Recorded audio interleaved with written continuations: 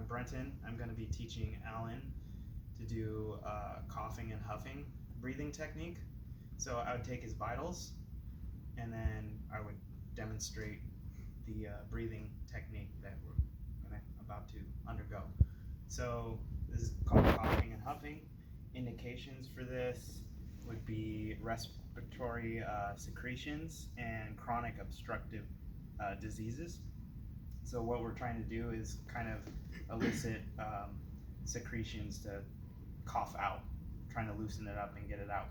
So what I want you to do is you can put one hand on your stomach, or you can put two hands on your stomach for me, okay? And I want you to inhale through your nose, big breath, and then when you exhale, you can either do a or do a kind of a huffing where you're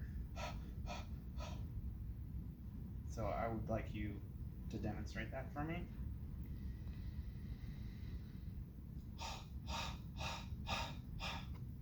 Nice.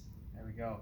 So contraindications for the reasons why we wouldn't want to do this is if he had a rib fracture, flail chest, if he was pregnant or had a hernia, osteoporosis, or increased cranial pressure.